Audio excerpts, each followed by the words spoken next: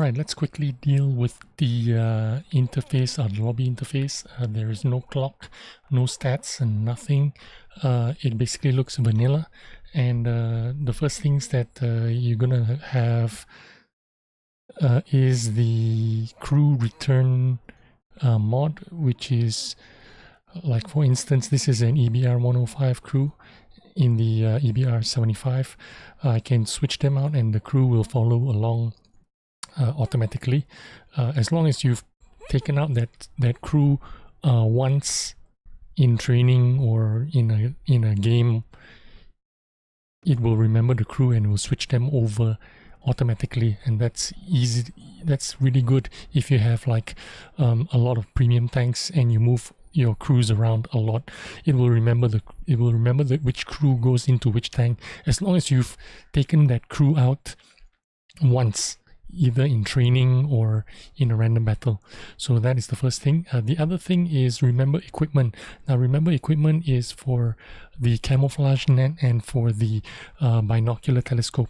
So basically, in essence, you only need one set of binocular telescope and you can move them around to different tanks, and it will follow you to the other tank like so. And you also see right now what's happening is the follow camouflage, which is basically your camouflage settings are remembered and they follow you to the next tank, which is why you see a little bit of delay there within my French tanks, because I'm sharing the same camouflage patterns and the camouflage settings. Example, the colors and the patterns. Basically, when you go into your camouflage garage, it demounts everything from all your tanks of that nation and makes it available for you to mount on whatever tank. And then when you, even the paints as well, it demounts all the paints that you have.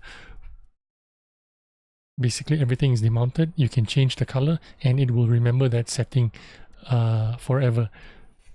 So that's really good as well, because that means you don't need to buy a ton of paint, you don't need to buy a ton of camouflage. You can basically survive just on 1 or 2 sets of camouflage for each nation, and it will follow you around.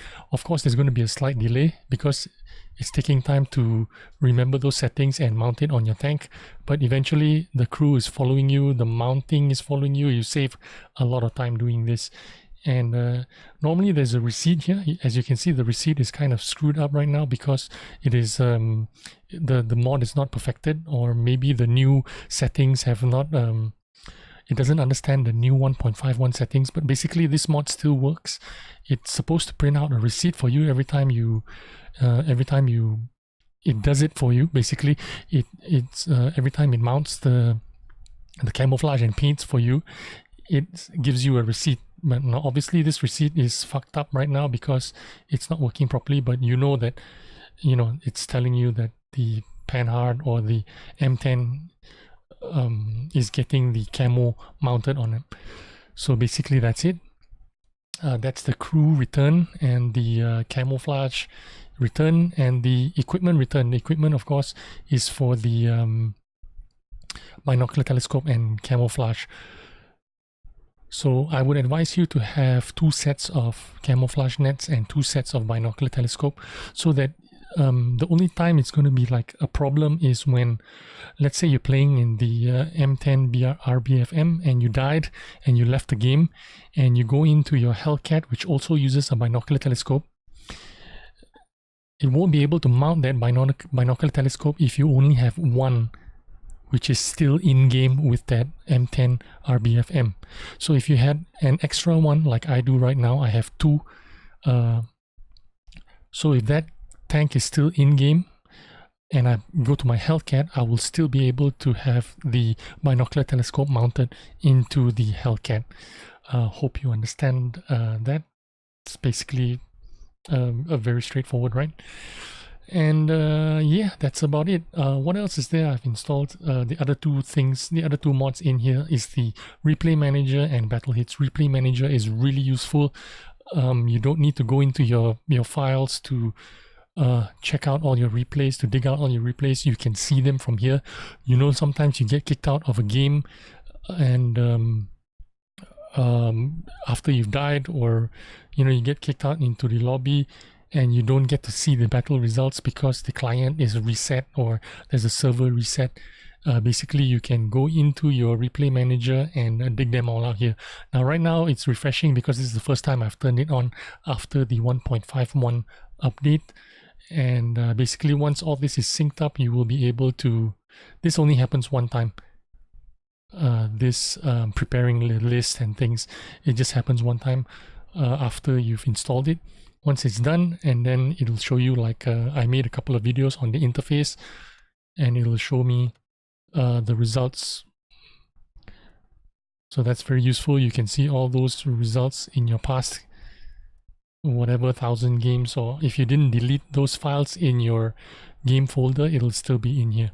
So that, and the other one is battle hits. Battle hits is going to show you all the hits that you've taken. This is in the training room that I just now, trying off the Kharkov map. These are all your games are going to be listed here, all your recent games, and the shots that you did to the enemy. So you shot him, I shot him there, and I penned him there, basically. And the shots that are taken by me, I was in my EBR 75. I bounced one off another EBR 75. I took a hit from the Leopard 1 over here, as you can see. It did 464 damage into my wheel. Another one from the another EBR that shot me. So this is really useful if you want to understand how you got penetrated, how you got hit, how you bounced. It's very intuitive. It's very easy to use. All your games are here. All your damage is here. Enemy hits done by me, hits on me, I mean, and hits that I did to my enemies. Very easy, very good, informative. I guess yeah, that's about the only two mods that I have besides the